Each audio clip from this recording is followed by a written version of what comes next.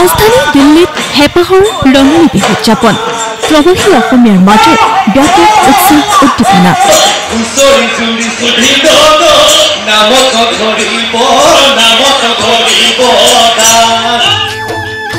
দিল্লীৰ অসম এছ'চিয়েশ্যন আৰু নয়ডাৰ Assamese people's welfare ছ'চাইটিৰ উদ্যোগত বিহু উদযাপন ৰঙালী বিহু আৰু অসমীয়াৰ নৱবৰ্ষক আদৰিবৰ বাবে ৰাজ্যৰ সমান্তৰালকৈ প্ৰবাসী অসমীয়াৰ মাজতো এতিয়া দেখা গৈছে ব্যাপক উৎসাহ উদ্দীপনা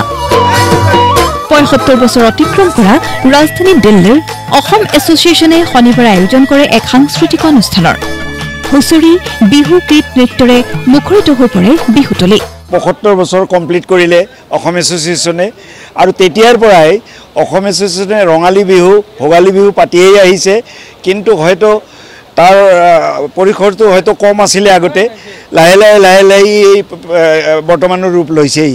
গতিকে এইবাৰ আমাৰ 76 ইয়াৰ্ছ হৈছে আমাৰ যেটো বিহু বিভিন্ন নৃত্য বিহুৰ আমাৰ পৰম্পৰাৰ সেইটো তেওঁলোকে কিছুমান দেখাব ইফালে উত্তৰ প্ৰদেশৰ নয়ডাতো আছামিজ পিপলছ ৱেলফেয়াৰ এছ'চিয়েশ্যনৰ উদ্যোগত নয়ডাবাসী ৰাইজে অসমীয়া নৱবৰ্ষক আদৰি উদযাপন কৰে হেঁপাহৰ ৰঙালী বিহু বিহু নাচ শিশুসকলৰ নৃত্য আৰু বিভিন্ন সাংস্কৃতিক অনুষ্ঠানৰ লগতে ৰূপম ভূঞাৰ সংগীতানুষ্ঠানে জীপাল কৰি তোলে নয়ডাৰ বিহুতলী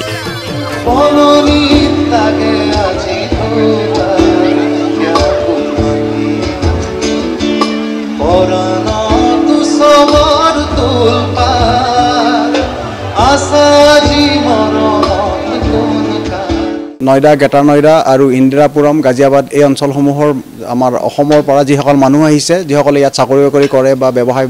বাণিজ্য সম্পৰ্কত আহি পেলাই ইয়াত বহতি লৈছে তেখেতসকলৰ এটা অনুষ্ঠান অসমৰ কলা সংস্কৃতি চহকী কলা সংস্কৃতি আমি চেষ্টা কৰি আহিছোঁ বাহিৰত প্ৰচাৰ কৰিবৰ কাৰণে আৰু সেয়েহে 2014 চনত আমি আমাৰ প্ৰথমটো বিহু উদযাপন কৰিছিলোঁ যোৱা 10 বছৰ ধৰি আমি বিহুটো পালি আহিছোঁ কোভিডৰ সময় 2 বছৰ হ'ল এইবাৰ আমাৰ অষ্টম বিহু আছিলে এই অষ্টম বিহুটো আৰু আমাৰ কাৰণে উল্লেখযোগ্য এই কাৰণে আছিলে কাৰণ 10 বছৰ এই আমাৰ অনুষ্ঠানটো অতিক্ৰম কৰিলে এনেদৰে মনে প্ৰাণে হাৰি হিমজুৱে অসমীয়া হোৱাৰ নিদৰ্শন দাঙি ধৰিলে দিল্লী নয়ডাত থকা অসমীয়া ৰাইজে